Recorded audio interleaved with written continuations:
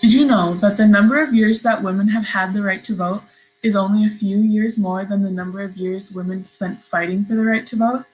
My name is Sophie Willems, and today I'm going to be talking to you about what we should do with the suffrage story now that we've learned so much about it. It's our duty to educate others about the suffrage story because it's a widely unknown story and we shouldn't take the right to vote for granted. Today I'm going to be talking to you about an overview of the history of the suffrage movement, as well as talking about how these women showed their levels of commitment to the cause, as well as the numerous sacrifices that they made to help give women the right to vote. 100 years ago, the 19th Amendment gave women the right to vote. In 1848, there was a convention in Seneca Falls, New York, to discuss the issue of women's rights.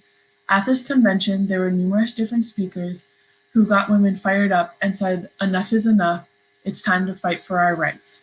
After this convention, the momentum picked up speed. However, momentum was lost once the Civil War began. In 1890, the National American Women's Suffrage Association was founded. In 1913, Carrie Chapman Catt and Alice Paul first clashed during an NAWSA convention. Carrie Chapman Catt believed that Alice Paul was taking too much credit for a movement she had only recently joined. Soon after this, in 1916, Alice Paul founded the National Women's Party. The National Women's Party used more radical militant tactics, such as picketing and going on hunger strikes, to try to give women the right to vote. Once again, during World War I, Alice Paul and Carrie Chapman Catt clashed again. Alice Paul and the NWP continued protesting the White House during the war. Carrie Chapman Catt and the NAWSA didn't approve of that direct deviance to the president during the war. Alice Paul eventually began trying to ratify the federal amendment instead of trying to go state by state. The Senate passed the 19th Amendment and they needed 36 states to ratify it. Eventually, it came down to Tennessee and the amendment was ratified by one vote. On August 26, 1920, the 19th Amendment became law and women were given the right to vote. The women who fought in the suffrage movement showed great levels of commitment to this cause. These women continued fighting for this cause for over 72 years. Oftentimes, these women dedicated their entire lives to help fight for this cause. They did these radical things that were seen as not womanly during this time. Claiborne Catlin rode a horse on a 4-month pilgrimage across Massachusetts to help push for the vote for women. She didn't bring any money with her and relied only on the kindness of strangers. She stopped in towns to give speeches along the way about why women should have the right to vote.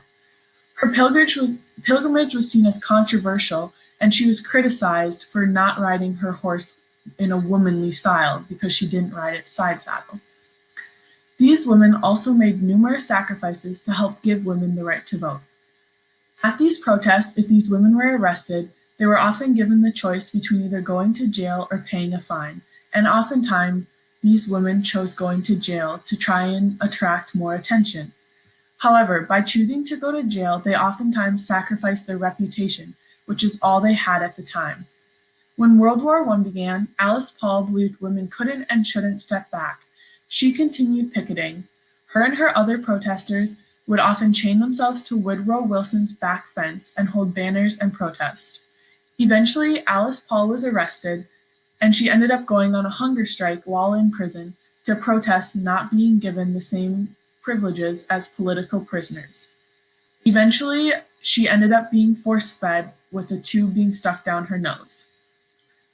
Women continued to fight to give us the right to vote for almost an entire century.